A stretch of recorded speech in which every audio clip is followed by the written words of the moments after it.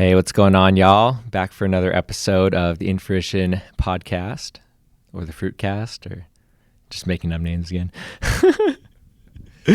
Excited to be joined again today by my business partner and co-founder InFruition, Alan Devine. How you doing, Alan? I'm doing great today. How you doing? Great. I feel like we're on a talk show. Yeah, with the microphones. Yeah, we're holding the microphones today, getting a nice little arm workout.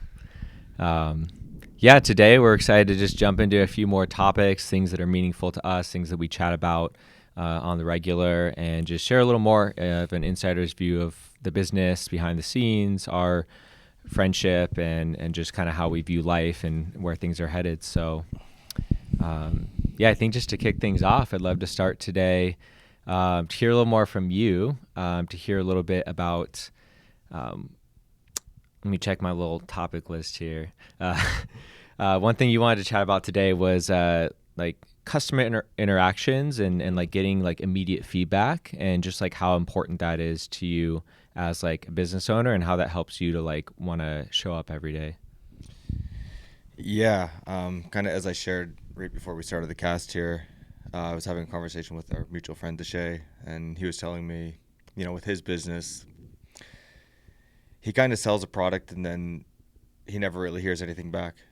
There's no room for customer feedback, and it's, and I was thinking about that. I'm like, man, that it kind of takes like the fulfilling part of it, like knowing and confirming that you're making some sort of a positive change away from it.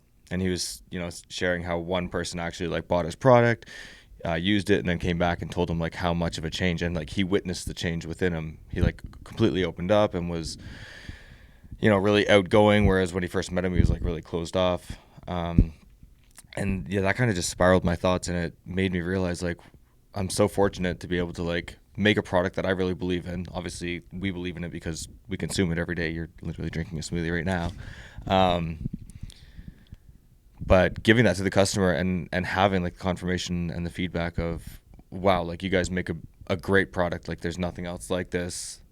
And honestly, just hearing that feedback from a customer right after I served them has been super fulfilling, because I believe I believe in what we do. But sometimes like hearing that confirmation from someone else is really like where the big payoff is. And, and like extrapolate that and then see the more and more customers who try our product and really start to notice a difference in what we do compared to like every other smoothie shop or acai bowl shop, and being recognized for what we do. It's like that's where the real value is in it for me, and that's what makes it so easy for me to show up every single day and keep doing it. And I think that if I was to take that aspect out of running the shop, it might not be as great of a passion of mine. Because obviously it's important for me to get, high vibrational nourishing food out there, but really the main mission is to nourish people and make a change in people's life in any way that we can. And I think, food is the number one step, at least for me. No, I can definitely relate to that too with Freak Bros over the years. I think that's been one of the most fulfilling things, and what really kept me going, especially in the early years, was getting that feedback from people. It's like we were feeding them, but we also fed off of their excitement. We fed off of their like satisfaction, and the nourishment that we were giving them, and the experience we were giving them, the energy that we were exchanging with them. I think it really is true that it's, for us, selling pizza is more than just a monetary exchange. It's an energetic exchange. We're exchanging energy. And it's like we each are benefiting from the transaction. We're each getting more than what we're paying for, kind of thing. It's like what we're paying for is all the investment of our time, energy, physical labor, everything that it takes to pour into the business in order to serve people this amazing pizza. But what we get out of it feels like more, even though we've poured a lot into things. It's like, I think the thing that's kept us going is that we always have been receiving back more than we poured in, and we pour a lot in there. So I think that really does say something about how much we receive back from that investment. And yeah, it's the same kind of thing with InFruition, where, we get people who, will take one sip of their smoothie and be like, oh my God, like this is incredible. Like this is amazing. Or, get little feedback on our, you know, in our emails or on the review sites and or just people coming back up to us time and time again, coming back to us over and over again. And, even just through that act alone, showing us how valuable it is and that they're willing to dedicate a small portion of their budget to invest in their health and invest in our business and what we're doing. And I think, that is such a fulfilling thing, and it does like keep us going. And that's not as inherent in a lot of businesses where you get kind of that immediate feedback. Yeah, absolutely. Another thing you kind of just brought up is, well, you brought up the thought for me, but it's by doing something different than anyone else is doing it, by doing it in a pure way, we're illuminating people to how it should be done. I had a customer come yesterday, and she came up and she's like, hey, there's no added sugar or like juice in your blend, is there? And they're like, no, we fresh blend everything. It's, as pure as it can get. We sweeten it with dates, and if you don't want, too many dates in there, we can always control that too. And just knowing that she already understood it, so she obviously has had a good product somewhere else. For her to even come up and ask that question, there's so many people that blindly just go out there and buy acetabels from, name the chain, and they think they're getting something healthy, but they're not. They're getting dessert, right? But it made me realize, by us being that change, by doing it pure, more and more people are starting to understand how important the quality is and the intention into what we're making. And it's by doing that is really how the change is made. By being the change, it will literally spread that way, and now that's the new standard. Like, sorry, we don't. Yeah. Yo, this is okay. My mind's going in another direction right now. This is beautiful. I'm really thinking about like this idea of serving something that's nourishing. And what we do in our business is food, right? It's like we're serving nourishing food that people consume in their bodies.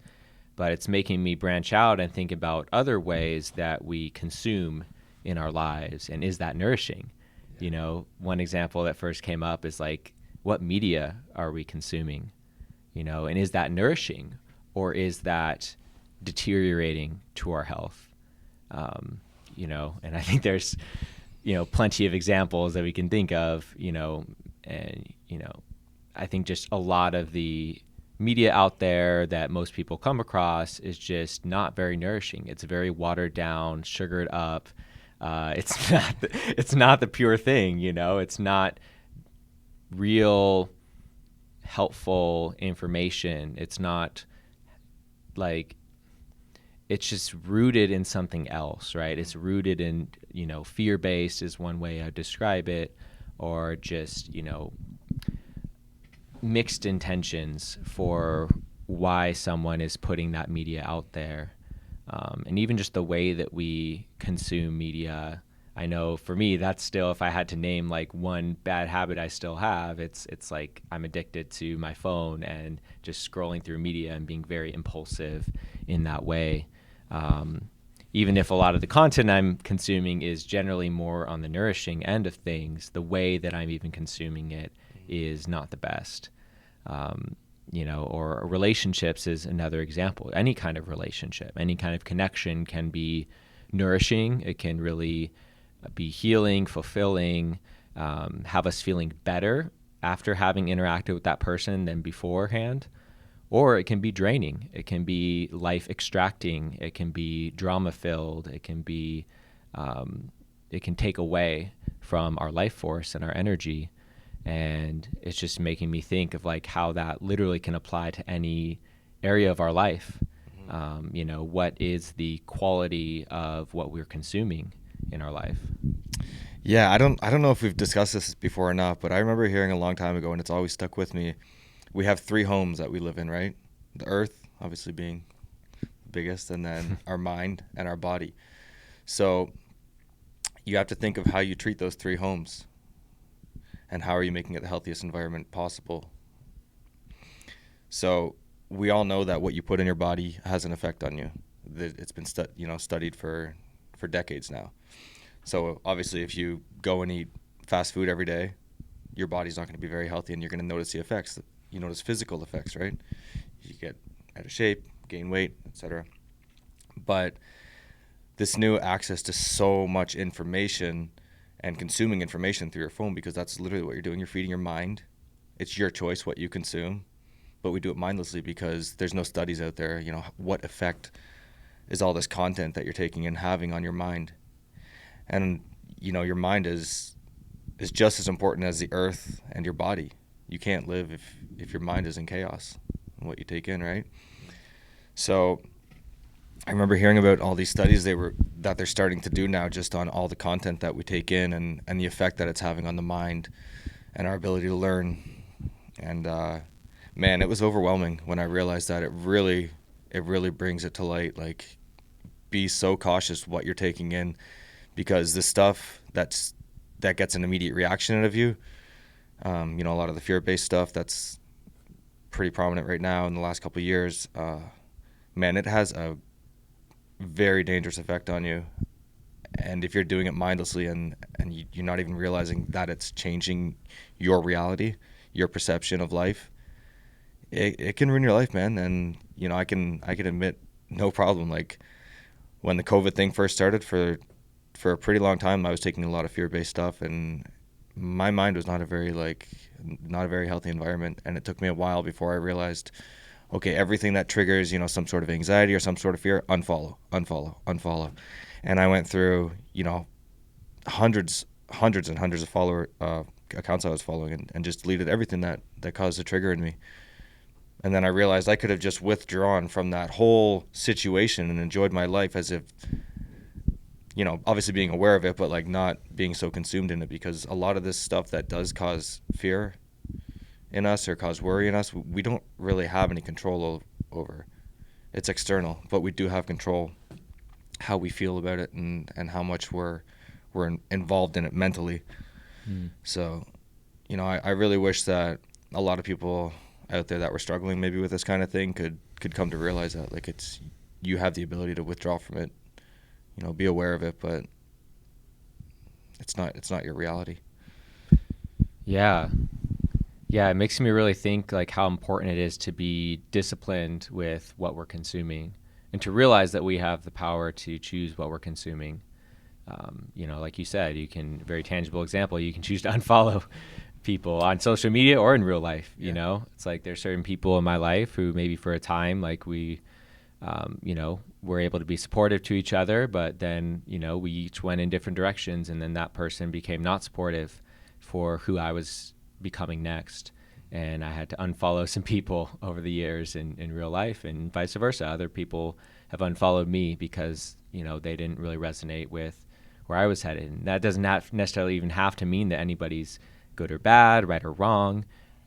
It's just, what is going to be most supportive and nourishing for you at this point in your journey. To kind of bring it back to the food thing for a second, as you know, and probably a lot of people who know me know, I've been, vegan for about a dozen years or so now, more or less. I'm not 100% religious strict about it, but, I say I'm 98% vegan these days.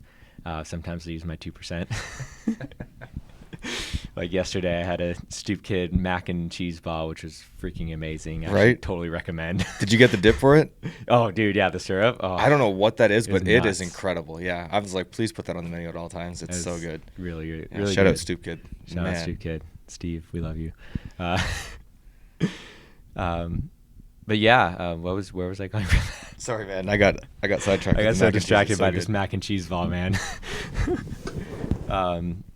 Oh yeah, I was talking about, being disciplined with what we're consuming, and, you can choose to unfollow people, and yeah, that doesn't have to mean it's like good or bad, right or wrong. Oh, diet. Yeah. So what's resonant for you is where I was heading with this. So, getting into like the whole plant-based vegan culture, I first thought this was just a vegan thing, but I've realized that this actually exists in other dietary lifestyles, which is like, we are the best way, and almost like borderline, we are the only way. And if you aren't following our way, then in some way you are wrong or misguided or misinformed or just weak or a bad person or something along those lines. Different people have different takes on it, but essentially there's kind of this belief that, like, we all need to head towards a world where everybody becomes vegan. That's the only bright future that a lot of people in that culture can see. And, I'm saying this as someone who generally resonates and loves and lives this culture. I'm saying there's also an extreme to it that can be a downside of now we are closing off to other things and other possibilities. Because I actually know other people, some of my friends, eat a much heavier, meat-based diet, and that works really well for them. I actually even know some people who were vegan for a while. They try to be vegan or even raw vegan, and their health continued to deteriorate until they reincorporated meat back into their diet. Because Me being one of them. you being one of them. And, I think there's something to that. And I think it's a little bit arrogant to assume that everybody should be a particular way just because it works for you. I know there's a lot of people who switching to a more plant-based lifestyle has worked really, really well for them. And there's a lot of research that backs that. There's also other research that backs other dietary lifestyles, and those also being associated with longevity and health and vibrancy and all of that as well. And, I think when you get too narrowly focused in any one context, it can be very easy to just dismiss other perspectives. So, I think at the end of the day, it's really figuring out what's most nourishing, what's most resonant for you, and I'll add at this stage of your journey, because that could change, that could evolve over time, which is also why I don't strictly lock into identifying so strongly with one particular diet or dietary lifestyle, because I'm open and willing to evolve and change over time. Maybe in 10 years from now, I'll be eating primarily meat. I don't know. At this point, it doesn't seem likely, and there's a lot of reasons why I follow the lifestyle I do, more than even just health reasons. It just aligns with my core values pretty well. But that's not to say that things can't evolve and change, and it's not to say that something can't work well for somebody else that doesn't work well for me. Different people have different kinds of friends or different kinds of relationships that work better for them. Some people like following different kinds of content. Some people like listening to different kinds of music, and that's okay, And I think if we can learn to more just appreciate that if there's something that someone is really resonating with, can we honor that and realize that every choice that we make has positives and downsides to it. Even if we think someone making a certain choice is harmful to them or others, maybe that's something for us to sit with and more deeply consider, that maybe we don't actually know all the factors involved, and maybe we are not actually the best person to make that choice for that person. Because in reality, we can't. We can never make a choice for somebody else. So I guess I'm bringing all this up just to say, what is nourishing to one person may actually be detrimental to another person. So even the concept of nourishment, I think, can be different for different people. Maybe the end effect that we're going for is similar. We all want to feel healthy and vibrant and have energy and feel well rested and feel strong in our bodies. But maybe the path to getting there is a little bit different for each person. Yeah, absolutely. Man, you brought up a couple things there that I wanted to touch on. Number one, I've thought about this with the whole different dietary lifestyles, and again, another study that I heard, it has to do with the placebo effect, right? This is a weird kind of rabbit hole to go down, but essentially, whatever you put in your body, if you believe that it's good for you, there's kind of studies saying that it will reflect what your belief is. Obviously there's the hard facts, obviously if you eat McDonald's is McDonald's. Yeah exactly. I didn't want to say any branding name. I've been trying to avoid that, but that's essentially it, right? So it's if you believe that eating a plant-based lifestyle or a strict raw vegan diet is going to be really good for you, chances are it's probably going to be pretty good for you. You might have some deficiencies in some nutrients and stuff that you maybe can't get in any other place than meat. But the other part of it is, sorry, I'm going to jump right onto the next part of it here. I don't really know if I was making my point there now, but essentially your mind is half the battle. Your mind is half of how would you say that? Your mind's half of it and what you're eating is half of it. And there's going to be, you're going to get benefits from how you're thinking about it and obviously what you're eating too. But now to talk about the balance of things, right? Where I came, like I used to do the vegan thing for a long time, and it wasn't working for me. But I think I was reading lots of like mixed stuff. I was trying to I didn't want like confirmation bias one way or the other. And then, yeah, I feel like the whole placebo effect thing that I was kind of talking about essentially took effect. And I'm like, oh, I need more protein. I want to build muscle, whatever. I went down that and then kind of got rid of the vegan diet and went back to a more balanced diet, in my opinion. So now to talk about balance on like the grand scale and, personally, so obviously you're going to have people on different ends of the spectrum. You're going to have people doing the carnivore diet now, right? And then you have people doing the vegan diet. And then you have people who do both, like, the traditional diet traditional diet there, sorry. And I told you this mic is going to be a problem for me. So again, it's honestly like anything in life. You'll see that there's a balance in all of it. There's a balance down to the personal level and then like in the whole scale of everything, right? And you've just chosen to play one side of the spectrum when there's people playing the other side of the spectrum. And amongst all of the population, there's going to be a balance somewhere, because that's kind of the way this universe works. If we haven't figured that out yet, right? The reason that I like to serve the food that we serve, I'm not going to go too deep into this, but essentially fruit has like the lowest karmic. Have you heard of this before? Yeah. Okay. Fruit is a gift from nature.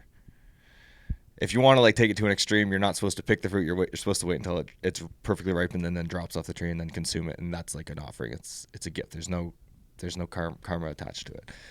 So I thought it would be really interesting to go into a business that has the least karma attached to it.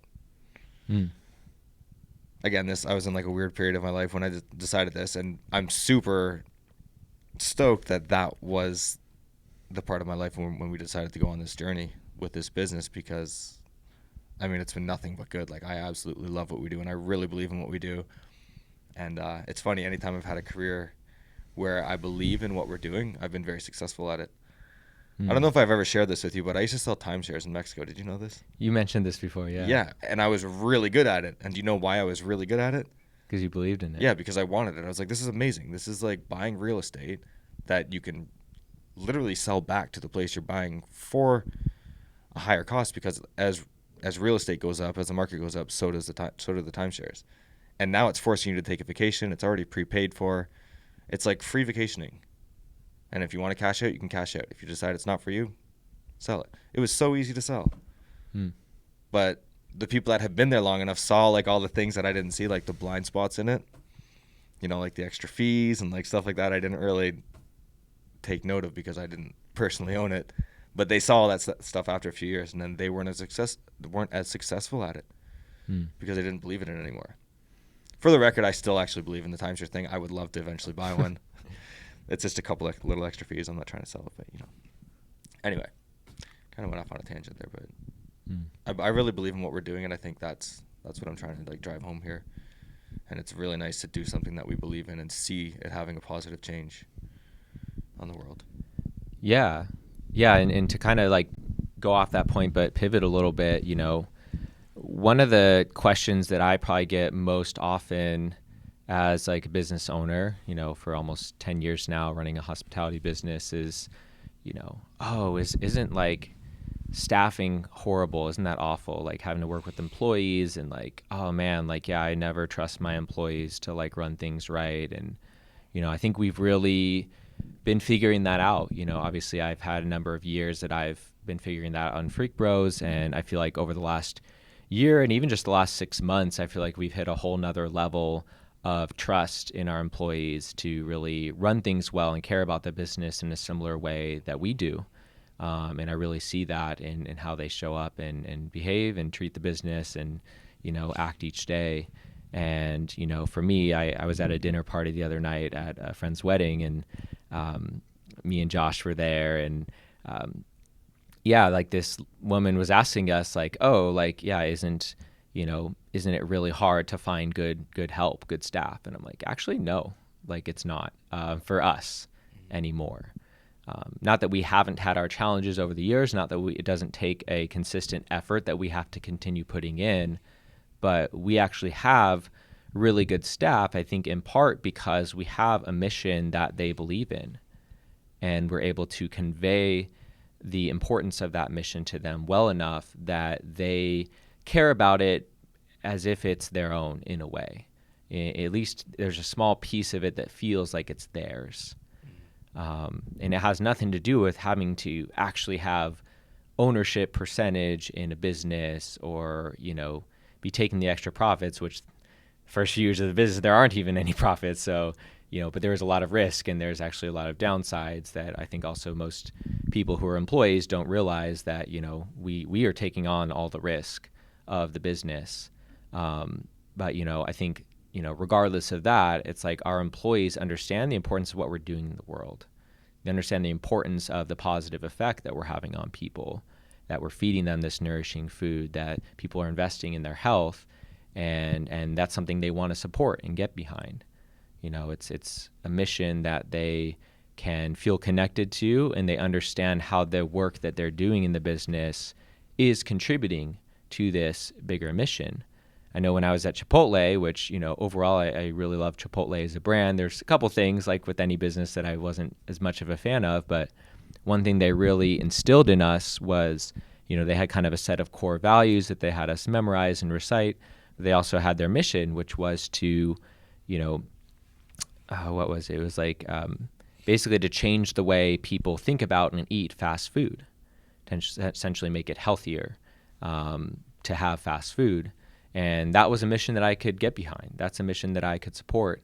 And I really liked that they were trying to take what a lot of fast food chains do, but do it better. And I felt that my work there, even though it was very challenging and stressful at times, was contributing to that mission, and it made it worth it. Even if I felt like, I was getting a little bit underpaid and overworked at times, and there was, more stress than was really necessary. I knew that I was contributing to a bigger vision, so I was okay investing that extra energy into what they were doing. And I think we've really, taken a similar approach with our business where we have a mission to really nourish people in a meaningful way, but then to also care about like the employee experience and in every way try and take care of our people the best that we can, which we're not perfect at that, right? We've had some employees who haven't been the most happy with us over the months that we've taken over the business. But overall, I think they do understand our intentions and what we're doing, and that we're continuing to try to grow and improve and get better at things. Just like every employee is imperfect and not gonna show up perfectly every day. I think we've been able to build trust with our employees because we've connected them to this bigger mission. I think that's a big piece of it. Yeah, absolutely. Man, I actually didn't know that about Chipotle. I didn't know that was part of their mission. Mm-hmm. I mean, it makes it a lot more interesting and makes a lot more sense why you're here now. But that's my vision. That's what I want. I literally want to be one of the pioneers of the shift in how we consume food on the go. It's funny, as I was driving here, there's a lot of billboards on the way, and I'm like, I would be 100% comfortable putting a huge billboard up being like, you want some real food? This is where you come get it. Like, you're out right now, you can't make something at home. You want something nourishing and healthy. And another thing I think of all the time is, like, I think there are a lot of restaurants out there that wouldn't want you going in the back and seeing some of the ingredients in their kitchen. Oh, yeah. And I'm like, hey, come on back. Take a look. This is all stuff that I buy for my kids that's in my freezers at home and in my fridge at home. And I think we're one of the very few businesses that can do that. And that is something to be very proud of. Yeah, 100%, and I love how in integrity we are with, what we put out there as well, which we even had to, over the last year, slightly change a little bit of what the marketing was, for, just in full transparency, we are 100% vegan at our shop. There's no ingredients that are considered non-vegan there. So anyone who is vegan is safe to come eat there, 100%. You don't even have to worry about it. Mm-hmm. We're almost entirely gluten-free. We're about 95% gluten-free because our toast is the only thing that has gluten in it. Which is the weirdest thing to have gluten, I think. But well, it's bread. I know, but it's like... I wish we could find a good gluten-free bread. We haven't quite found one yet that's reliable and works for the purposes we're looking for. But yeah, one day I would like to switch that over as well. But it's just not currently available in the way that we need it to be. And similarly, we're also about 95% organic. We're not necessarily 100% organic, and that's kind of the shift where we do still call ourselves organic, but we don't necessarily put 100% organic in any of our marketing because we don't feel like that's fully truthful or honest.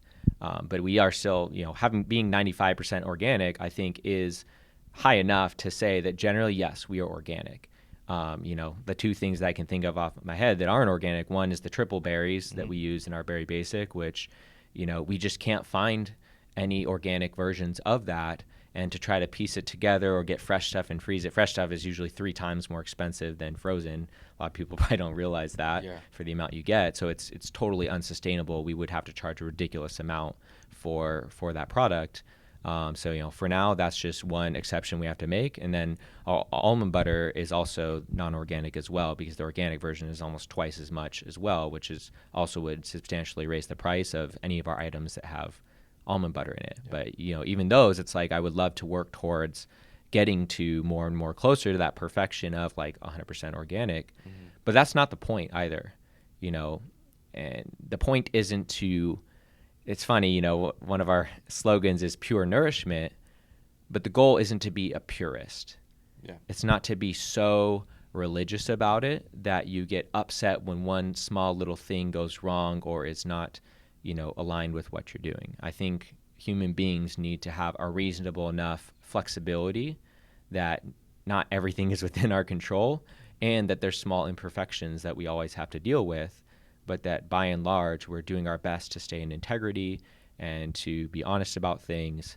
Just like human beings aren't perfect, even those of us who have worked on ourselves for many years, done that inner work, it's like, I'm not perfect. There's times where I don't show up as my best self.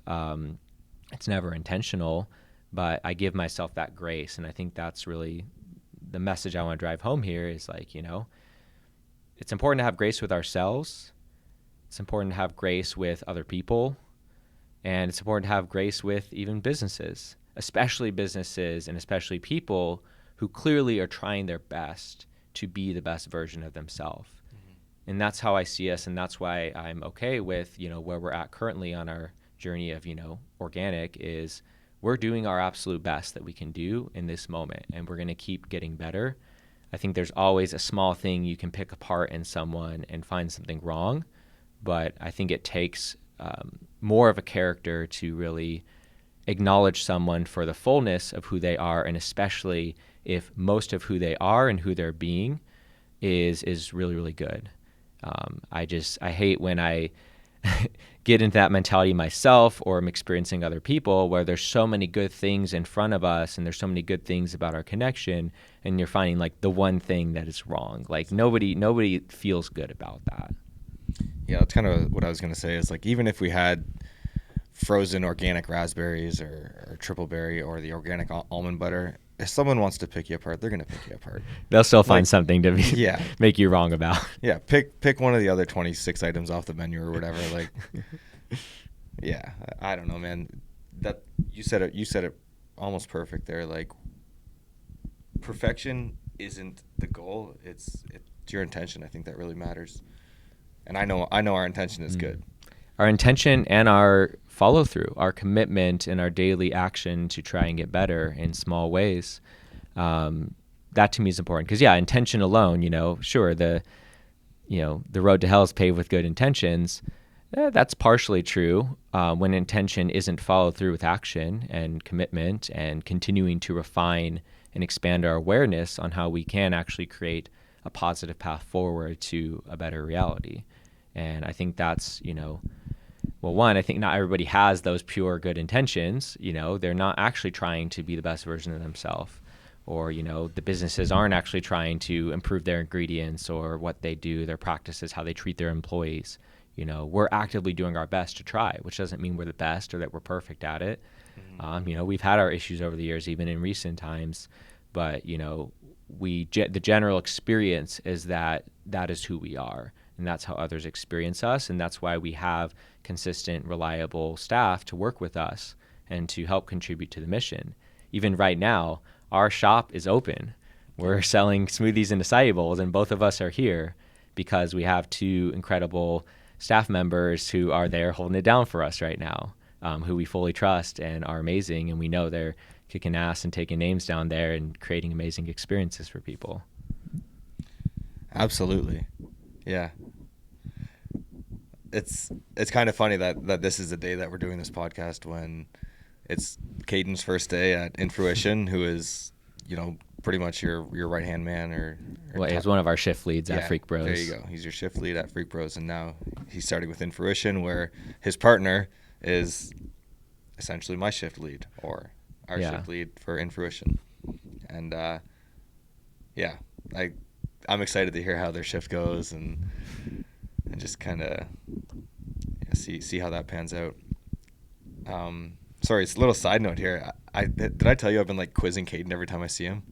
I think you mentioned something about that. He's taken it so far that he's studying at home with Morgan, and everything I ask him hard questions. Like, I'm not asking him like what's in the mango berry. Yeah. I'm asking him like in-depth questions, like why is this that way? And this guy knows everything, and he hasn't even worked a full shift with us yet. So, man, shout out Caden.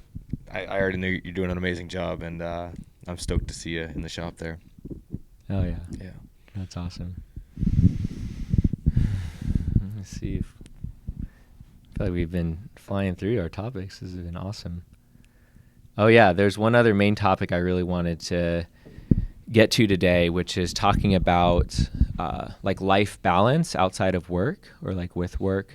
I especially am curious to hear a little more on what you have to share about, obviously you having 2 kids and also having a partner and also having other hobbies and interests and passions and friends. How do you balance all of that? Like, what is your approach? What is your experience? How well would you rate yourself on how you do balancing work things and non-work things? Would just love to hear a little more about your experience and maybe any insights you have to offer to maybe someone else who is a business owner, or even if they're not, it's just someone who has like a family and also has like a job that they're passionate about, and trying to like balance all of that, and also like have time for yourself and have a relationship with yourself, which I know you also have a great relationship with yourself, and there's things you do to maintain and deepen that relationship with yourself as like, a conscious man who's working to continue improving himself. Like, what is your experience with all of that? I know, a big question. Yeah, that's a good one. What was coming up is it's honestly more of a simple answer than I thought. Yeah, it's everything that I do, I love to do. And it allows me to be really present while I'm doing it, so it feels like I get my full fill of everything that I do. I know that seems like way too simple, but like, I love being a dad. I love my time with my kids. All the fun that we have is just so enjoyed. And then also, they go to their moms half the time, which obviously so that opens up the other half of my time, where I get to focus on the business, I get to focus on training jiu-jitsu and competing, and then dabbling in skateboarding. The racing I've had to put on the back burner, so I haven't really raced much the last couple of years, but that's okay. That was a sacrifice I was willing to make. So I think there's also that. It's when you're taking on a new endeavor or journey, understanding that you're probably going to have to sacrifice something that you enjoy, but it's also, I know that I can always come back to that. I have access to that. I still have a race car and the membership at the track, and it's like, sometimes it feels like a waste of money, but I know that I'll get back to that. And right now, the competing jiu-jitsu is the, like, my passion. That's where I process like a lot of my energy, and I have the camaraderie there, and then just like working towards something really difficult and then achieving it. It's been a really beautiful journey these last few months. I know I kind of shared that with you. It was on I wrote a list of goals last December, my New Year's resolutions, and I wrote, attain a medal at jiu-jitsu in a competition. And you just got the gold. And I just got gold, yeah. And I realized how important it was that I got silver in the last competition, because I trained so hard, and I thought 100% I'm getting gold. No one has trained as hard as I did.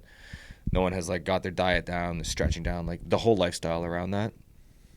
And then to end up with silver, I was at first a little disappointed, but then I realized, okay, well, now I know where the gaps were that I was blind to before. And I learned a lot through that journey, through being able to analyze my performance and my training, and going back and watching the video, and then seeing like, oh, I could have done better here. I could have listened to my coach better here. And essentially not thinking that I knew it all, and realizing I didn't, and there was more to be done. And I took that analysis, and I implemented everything that I knew I needed to, and then finishing with the gold with a much harder competitor, honestly. Like the guy that I competed against, really strong, really big. And anyways, man. So yeah, finding balance, just loving everything I do, and that's it. I love the shop that we run. I love the product that we give out. I love everything in my life right now, and I think that's my balance. It's just enjoying it all. Wow, beautiful. Yeah. Follow-up question to that: how do you feel like you reached that point in your journey? Because I know that hasn't always been the case. I know that your career just prior to this, you didn't have that same love for, you didn't have that same passion for. What was it that allowed you to, or how did you navigate making that change? Like, what was it? What was your internal process on how you went from doing a career that you weren't passionate about, to making the leap to choose to invest in making the switch to doing something that you do love, so that now that your life is filled with just pretty much all things that you do love? Man, at the root of this, it's literally just my kids. It comes down to I want to show my kids that if you believe in something and you go for it, and you're willing to make the sacrifices, that you can literally achieve anything. You can start something so small and grow it into something incredibly big and profound and life-changing for not just you and your family, but for all others. That's it. That's my driving factor. I don't want my kids to go down the same path that I did, where you're chasing, money or material possessions, and like, man, it took me so long to realize that that's not important at all. Because I got paid really, really well at my last job, but I never felt free. I building something for someone else never felt right to me. Like, I'm a really hard worker. I really care about what I do, especially when I'm passionate about it. And doing it for someone else, for something that I wasn't even interested in, it never sat right with me. And I can say that I regret the 17 years in engineering and inspections, but it got me to where I am now, and it was just kind of that was my journey. And I'm very happy with where I'm at now and where we're headed. Yeah. Beautiful. I love that. Yeah, like what I hear in that is like, living a life that you will be proud of, and like that your kids will be proud of and be able to learn from, because you're authentically living that and embodying that, and not letting your fears get the best of you to like chase after your dreams, which, I've obviously I don't have kids of my own at this point, but, I've heard that, even more than like what you say to your kids, it's like who you're being is what they actually pick up on the most. Like, and you being a living embodiment of someone who is going after your dreams, who is doing something meaningful with your life and figuring it out and making the sacrifice and taking the risk, like you living that is like probably the best thing you can do to be a positive influence on them. It's so funny you said that, because that has been like the main thought that's been going through my mind the last few days. Like, I really realized that I can tell my kids to do anything. They won't do it. But if they witness me doing it, if they watch me do it, they do it. They want to be like me. They don't want to do what they're told. I wish that I could articulate that better, but they don't want to be good, abiding kids to like what I'm saying. They literally just want to witness me doing what I love, being happy, and being like, oh, I'm going to do that too. Dad does that. Like, I used to tell Atlas to go to jiu-jitsu all the time, but he never watched me go train, right? Sorry, this is like a weird example, but then I started bringing him with me. He was watching me train for my competitions.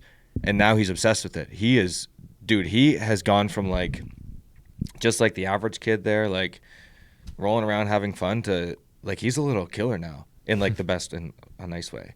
Like he's the most kind kid there, but he takes it so serious. And I've never, like, seeing him find a passion where he's getting like right into it and learning like every little technique and using them, and like beating kids way bigger than him, and like doing it with a smile. Man, there's like nothing that's ever made me feel so proud. And yeah, and also with the career thing, like I ask Atlas what he wants to do. It has nothing to do with money. You know what? So he wants to have an aquarium, number one. But last night, I was telling him like what happens when people get really good at what they do. They get sponsored, right? And I was telling him like, yeah, if you get like huge endorsement deals with people, they give you like millions of dollars. And he's like, oh, I want $1 million. I'm like, why? What would you do with $1 million? This kid said he would go feed the homeless people. I was like, he's like, I'd feed the homeless. I was like, Aww. Where'd you even get that? Where'd you even pick that up? I'm like, dude, we don't need to have $1 million to do that. We can go do that like anytime. And he's like, okay, well, like, let's go do it. Wow. And I don't know where he picked that up, because I don't know if they talk about it in school, but like, or he saw it on social media somewhere. But man, I'm so proud of the kids that my boys are, or the people that my boys are going into, and I'm realizing that it's a reflection of me. So that makes me feel obviously super proud, you know. Yeah. Because who are they learning from? They're learning from me and Tori and his mom, you know, and their mom. Sorry. So. Wow. That's amazing. Yeah. Well, to just tie that back into, one more business related thing, and we can probably move towards wrapping up here pretty soon. That also makes me think of, I think that's probably the other big reason why I feel like I've been able to develop trust with my employees, with my staff at Freak Bros over the years, is that they know that I'm not ever going to ask them to do something that I wouldn't be willing to do myself, or that I haven't done myself countless times. Mm-hmm. And I think there really is something to living by example. I think that's perhaps, no judgment towards how other people run their businesses, but just the perception I have and other people I've come in contact with, and kind of how I hear other business owners sometimes talk about their business, they see it as more of a vehicle to extract and kind of do good for them and like set them up in life. But they aren't as interested in being in the weeds of it and being willing to do whatever it takes for their business to succeed and be successful. And they're not willing to pour in the effort in the long run to over and over and over do those things again until the point where somebody else is able to take it over with a similar level of care that you've put into it. And I think it's probably too quickly, business owners or managers try to jump into that position where they're just like telling people what to do, or copy paste this model, franchise it, etc. Hire the right people, get them in place, and they just run it and take care of it, and you don't have to worry about it. It's like, at least for me, that's not how I built my business. That's not how I've built these businesses. That's not my contribution. My contribution is like, hey, for as long as needed, I will be on the ground making pizzas and taking out the trash and washing dishes. And I actually love doing those things. We all know that. I'm such a sicko. But yeah, it's like, or make smoothies, and, I'm still in there, at minimum every other week, blending smoothies in bowls, if not more often, and checking in with our staff and making sure they're good. And, the only reason that I'm stepping away from some of that a little bit more is actually so I can create more opportunities for everyone. So we can grow the business for everyone, and everyone can have better opportunities. And I can better serve the team and help to improve their experience in small and large ways, and grow the vision bigger so that more people can be positively affected and have a work environment where they do get to spend a good amount of their time each week working for a company who does actually care about them. I'm not in this to try and, get to the point as quickly as possible where I don't have to lift a finger and do a damn thing. It's actually, I want to keep investing into the business more and more in bigger ways and in different ways that only I can uniquely do from my role. So yeah, that just really made me think about how important that is, and I think that's the reason why we have generally such minimal issues with our employees, is because they understand that we are willing to do whatever it takes, no matter what, so that the business is supported, and jump in wherever is needed in order to make sure our team feels supported. Like they know we have their backs, and they know that we don't think we're above any kind of work, and we're not trying to escape it. We're not trying to get somewhere and open 100 locations, and not that we don't want the business to grow, but we actually care about their experience now and every step moving forward. I think that's another huge reason why we've developed this trust, and why, our staff continues to show up so amazingly for us and for the business, because, we're showing up for them and we're right there with them. We're not any better than them. We're not above them. And we do our best, I think, each day to live that. Yeah, that kind of ties it right back into the first thing we discussed. It's not willing to do the things. Like I literally want to do the things. Again, it comes back to, because I believe in what we're doing, and we see the effects right firsthand when we hand our product out. And there's nothing to escape from when you enjoy doing what we're doing. Like, you want to be there. So I'm thinking in my head, okay, when we have 10 locations or however many locations we build to, I'm still going to want to be going to the shops and making the product and handing it out. Yeah. It might look a little different. I might bounce from location to location, or I don't know what that looks like. But bottom line is, because I believe in what we do, I want to be there. I'm not trying to escape that. Yeah. Yeah, I think so many people are trying to escape something by trying to reach some type of success, however they define that. Mm-hmm. But we've had this discussion many times. We're already successful. Yeah. We're already successful, like today. We don't need to be at a certain point of how much money we're making, or how much sales that we're doing, or how many locations we have. It's like, man, what if everybody was in that mentality? What if we could actually appreciate each step of the journey and see ourselves as successful each step of the journey? Mm-hmm. That doesn't have to mean that we can't grow. I think it can go hand in hand. I think actually, almost counterintuitively, the best way that we can grow in a harmonious way is by seeing ourselves successful now, is by seeing ourselves as already successful for where we're at and how we're showing up and what we're doing, not trying to get to some end goal that's arbitrary and continually moves further and further away, or we reach it and then for a moment we feel successful, but now we're just setting a new goal and we feel unfulfilled until we get there again. To me, that's like a huge mistake. That's a huge trap that I think still so many people are stuck in. What if we could actually be fulfilled by simply how we're choosing to show up each day, and what values we're representing, and how much we care each day, and how much we can just make things a little bit better each day? What if that could be a different definition of success that's a lot more attainable, and actually gives us the state of mind and peace of mind to pursue our goals actually even more passionately? And because we're coming from a place of already having satisfaction with where we've gotten to and how far it took us to get to this point. And yeah, so much more journey to go. I feel like we're just getting started, but what if we can start off with, we're already successful, and how much more successful can we become? Now we're not assuming that we're not successful. It's like this whole not enoughness thing that everybody seems to have. It's like most people feel like they're never enough, and they never will be enough.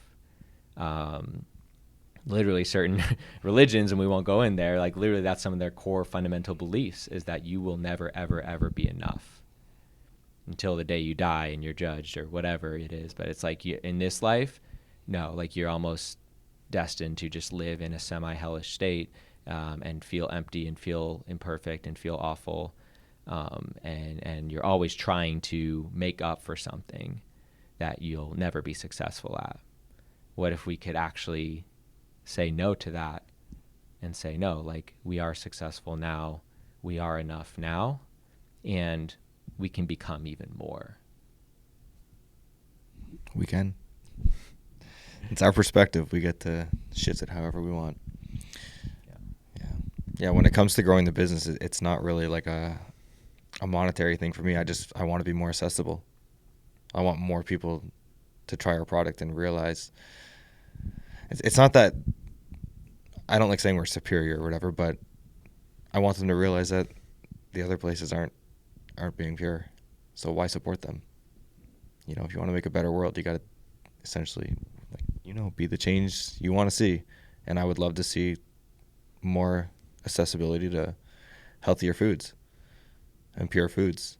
And it blows my mind that all these franchises get away with serving crap, and people are consuming it. But it's because there's not a lot of other options, honestly. So that's why I want more locations for that reason. Yeah, and just to tie it all together, my kind of last comment is, back to what I was saying towards the beginning of, what are we consuming? When you look at everything we're consuming in our world, it's kind of the same story. Look at all of our media. Look at the music we're consuming. Me being, I would consider myself a hip hop fan. A lot of the messages out there, a lot of the energy behind those songs, although I think all art is valid and there's, that is an authentic expression of each of those artists. The underlying frequency of a lot of the music out there in that genre is not supportive. It's not elevating. It's not moving us in a direction that I think we actually want to go to. And I do question if it's just continuing to perpetuate narratives. And there's even a lot more people within the hip hop community who are, more qualified to speak on this than me that I've just been listening to more talking about this. They're like, hey, y'all, our culture is kind of toxic. We need to make a change. And fortunately, there are more artists coming out realizing this and sharing more positive messages and transmissions that are truly more elevating. It's instead of talking about and reiterating all of the problems and the bad things happening, which are all very true and need to be acknowledged and is an authentic part of some groups' experiences, but also, can we shift the narrative and say, well, what do we want to create? Can we start making those choices? Can we start talking about how can we all eat healthier? How can we all get more exercise? How can we all support each other and uplift each other rather than just dissing each other and putting each other down? I'm reminded of this video I saw of this one little town that for a while they made, I don't know how it happened, but basically they decided to all get paintball guns, and instead of doing drive-by shootings, they would shoot each other with paintball guns. And it was kind of a funny thing, and eventually they outlawed it because people were shooting too many windows and stuff. Yeah. But I was just they're yeah, it's nice, sure we have to clean up a little bit of paint, but we're not killing each other anymore. I'm that's kind of dope. That's kind of a cool concept. That's kind of a cool idea of just a playful way of how can we realize what we're doing and can we shift the narrative? Do we have that power? Oh yeah, we actually do. So that's just kind of a fun little note I wanted to leave off on, that there's alternative ways of approaching things. There's alternative ways of thinking things that can shift us in a new direction and create a better experience for everybody. Mm-hmm. Yeah, so I just have one more thing to say to this, because this is another thing that I've been thinking of a lot lately. Is people are going to consume whatever they want to consume. But if they don't have the choice to consume something good, they're kind of, by default, they have to choose something that's not supportive, right? It's even with the music that you were just mentioning, I don't like listening to that, low vibrational music. And now there's more and more artists coming out who are putting out, more conscious hip hop, and it's still fun to listen to, but now the lyrics are supportive of a healthy mind and body. And before I didn't have those options. But as those options start coming out, it's almost like the ones that were creating before are realizing oh, there is a different way. And they might not go full to the other light side, but they're slowly coming up the spectrum. So it does create a shift no matter what. Yeah, totally. And I think that's a great note to end on. It's what better examples do we have available? And I think that's something we're still collectively working on. It's a conversation we've had before of The biggest problem that I have identified in the world in recent years is there's just not enough holistically positive examples out there of how to be like a fully healthy, embodied human being. And same for business. There's not enough examples out there of businesses doing things holistically in a better way.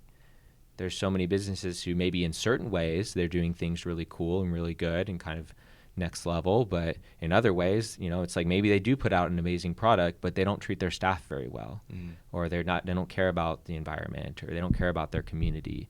Don't care about their packaging, whatever it is. Or, maybe they do treat their staff really well, but the quality of their product's not great, or the experience they're creating is not awesome, or it's like, where are the holistic positive examples that we can learn from?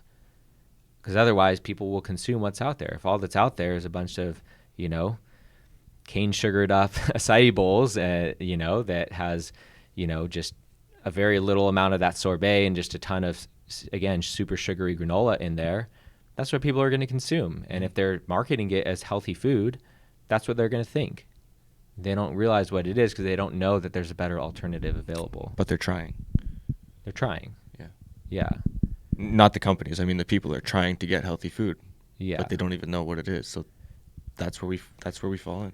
Well, maybe even those places are trying. I guess that's better than just a standard ice cream shop that just has regular, super low quality dairy ice cream. Sure, like a lot of these soluble places is probably a step up from that. Mm-hmm. But I know that I feel really weird after eating there. I know Cameo does. I know that you do. Where it's like, it's not for sure elevating. It's a mixed experience at best, where maybe it's some part of it's healthier, but other part is not. So it almost like cancels out, and it's not. Whereas like what we're aiming to do is like a completely net positive effect with minimal to no negative side effects. And I think there's just not enough people or companies aiming to do the level of what we're trying to do, which is not easy. It's like, even after a year of doing this, it's like we're not still, in full transparency, where it's like we're not super profitable yet. Mm-hmm. We've still probably invested a little more in the business than we've even taken out of it. But that's okay, because we're growing this for the long run, and we believe in what we're doing, and we trust that the financial success will continue to come over time. And mostly, I think we're interested in just reinvesting that into what we're doing and continuing to grow the vision and grow it bigger for everyone. I think as long as we're taken care of and take care of our basic needs, maybe do a few other things in our life that we want to do, that's cool. I'm not trying to stack up millions of dollars in my bank account. I have zero interest in that. I'd rather invest most of what I make right back into what can we create to, make a better world. So, and that's all I have to say. Anything else from you? I feel like that's a good wrap up point. I definitely understand what you're saying. I hope everyone else does. Yeah, just tipping the scale. That's it. Yeah. Thanks, everyone, for tuning in. Appreciate you dropping in with us. Excited to keep doing these more regularly. Feel free to give us a follow, reach out if you want to chat about anything that we shared about today that you really resonate with, or even that you disagree with. We're super open to conversation. So, thanks so much for tuning in, and we'll see you next time.